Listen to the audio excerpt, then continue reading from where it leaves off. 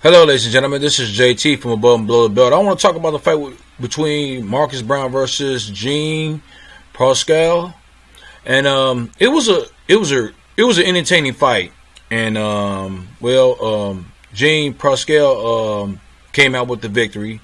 It was because of a technical because of a headbutt. It had to go to it stopped it was a headbutt in the eighth round.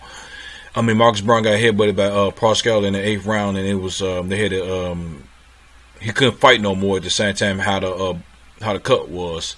So, but in the first round, it's a filling out process at the same time. Of course, Marcus Browne was using his jab because he's the taller guy and he got the longer reach, I would say. But at the same time, he had his hands down in the fourth round. I know I'm skipping the second and third, but Marcus Browne don't have a chin. So I understand he's a light heavyweight, but he doesn't have a chin to me because this is not the first time he got knocked down. He got knocked down a couple times in his fights that I seen. I think a year ago, Hot Rod knocked him down. There was another Dominican fighter knocked him down too at the same time. He doesn't have a chin to me.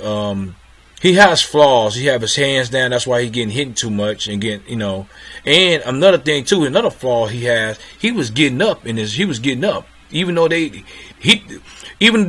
ref was the ref didn't even start counting yet. He was getting up. He was even on the first or second, like 1, 2, and then he'd get up. I'm not saying it. I'm not saying that helps, but you never know. It might help a little bit. Don't get up knowing that he was hurt because when he got up, his legs was wobbly, really wobbly. So he should have stayed down until he got to 8. To somewhat recover. But he got knocked down the third time too, and if he would have stayed down, that third one could have probably been avoided. That third knockdown, I think it was the second. I think it was the second or third. But he got knocked down 3 times in the fight. But he has flaws, man, and I know I seen a certain channels and stuff like that. I know he has outside situations dealing with his mother of his kids, and but that don't got nothing to do with what's going on right now. If you have problems and you didn't have a clear head, then don't get in the ring. But this has been him from I think 2016 when he fought Hot Rod. Well, I seen that fight, and Hot Rod run that fight. That's just my opinion, and a lot of other people agree with me too. At the same time, his hands was down, and that's why he got caught. It takes him a long time to recover too. At the same time, but these are light heavyweights. They could be legitimate heavyweights.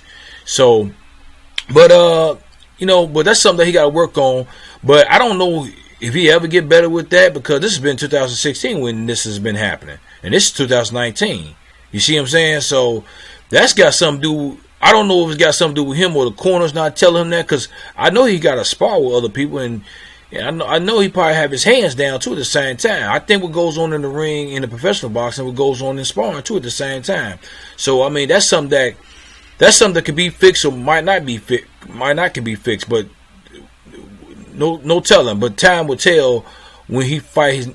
I think he need to be a rematch because this is a technical decision. I mean a technical knockout, whatever. A technical win for Pascal, and you have 4 more rounds, and you never know because Marcus Browne could have still pulled it out. We don't know. It was a headbutt. So this needed to be a rematch, and it was a good fight too. On top of that, so a good fight, the first fight, and hopefully he get the rematch because he lost his WBC strap. So I think it's definitely going to be a rematch. Hopefully, I think if Jean Pascal give him a rematch at the same time, we'll see definitely down the line because he in his mind he think that he lost because of the headbutt, which that's true. But he was losing the fight too at the same time by like I think 2 points, 1 point. You know what I'm saying? So this should be a rematch in the making. It'd be a good fight. And another thing too, he was looking at I think Deontay Wilder and Lennox Lewis, saying too much too at the same time when he got knocked down and got back up.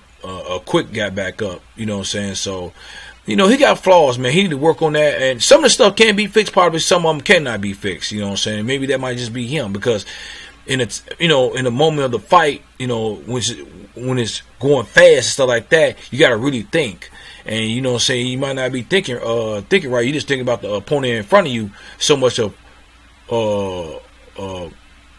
what you should be doing yourself. You see what I'm saying? So that's what makes boxing really a great sport. You know what I'm saying? Skill wise and have the clear mind and stuff like that, dealing with outside situations. Not saying this played effect in this fight, because James Pascal, he was winning. He got 3 knockdowns.